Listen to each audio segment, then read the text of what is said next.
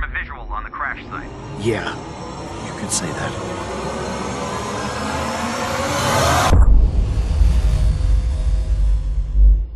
Our experience with Civ Revolution was really invaluable in this process, because clearly we're making Enemy Unknown, not just for PC, but also for the consoles. And we have a lot of developers from the Civilization Revolution team a part of this project. Our lead designer was actually an engineer on Civ Revolution. So just that experience of taking a revered PC title like Civilization and then making it work for the console, that's really helped a lot with our concurrent development on Enemy Unknown.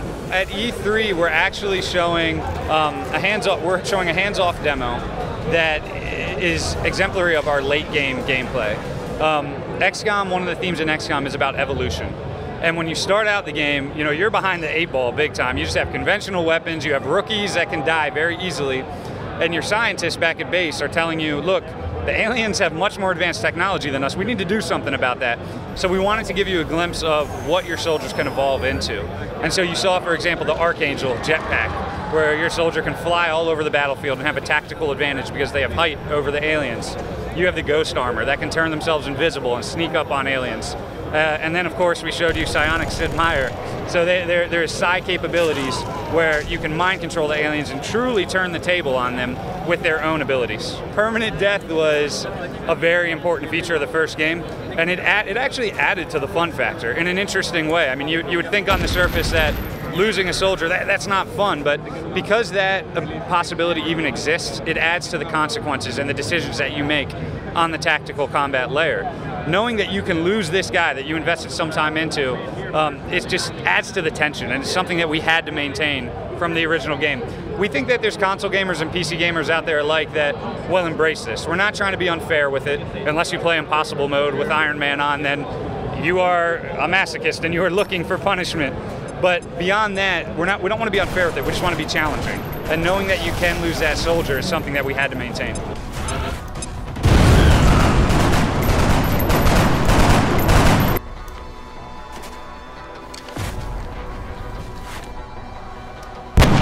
Iron Man mode we put in there for the hardcore fans that want to play through the game and essentially not be able to save on their own accord.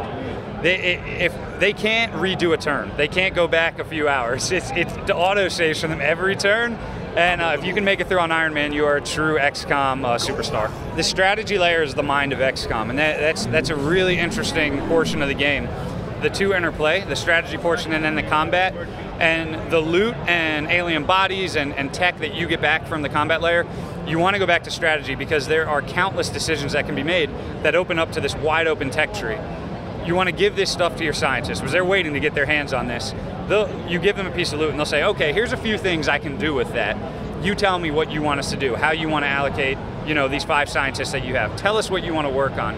Once that decision is made, that sets the gamer down a certain path to eventually be able to go to engineering and say, let's make some tangible items out of the research that we did. Let's create some awesome armor. Let's create stronger weapons. Let's build some new vehicles even. And that's the high level cycle that can happen in strategy, but we didn't even touch on all the other stuff you can do, which is interception. You can, in the hangar, build your own interceptor jets, which allow you to proactively take the battle to the aliens. In the beginning of the game, you're reactive and you're waiting for the aliens to attack you, either on abduction missions or terror missions. Once you have interceptor jets, you can take the flight to the skies and shoot down the alien craft yourself and then go explore that UFO on the ground. So it's pretty exciting. There's other things like promoting your soldiers.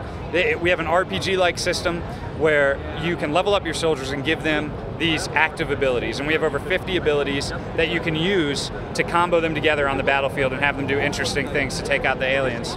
And then, of course, there's base expansion. So you can excavate deeper and build dozens of different rooms that give you gameplay benefits. So there's a lot to do on the strategy layer. I'm sweating even talking about it. It's an in-depth mode, and that's only half of the game. It's important for the players to ultimately protect the world. You want to protect Earth. That is their priority.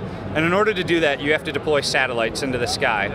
You can do that by building satellite uplink facilities and then providing coverage all over the world. If you have coverage over a certain country like Africa, then you can detect if a UFO is flying over Africa, and they're planning to do missions there.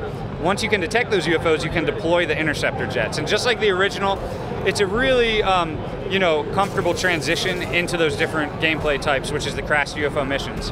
You can deploy an interceptor, you can load them out with different weapons, they can be upgraded just like soldiers, and even eventually on the tech tree, you can give the interceptors unique abilities so they can take down even higher level UFOs as you progress later through the game. There is permanent death, so we don't have a soldier hero per se, because the player is the hero, the commander is the hero.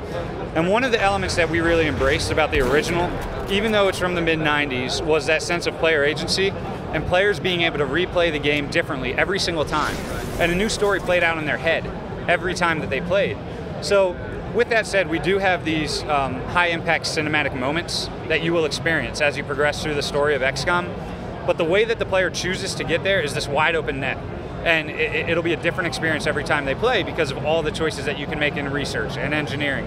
It leads to these different cinematic moments at different times. So we sort of did a hybrid of both. We wanted it to not be such a linear story that it was a straight path, but we knew that we needed these certain moments to progress the player along. In one example, we talked about interception. You get this high-impact cinematic moment the very first time you shoot down a UFO.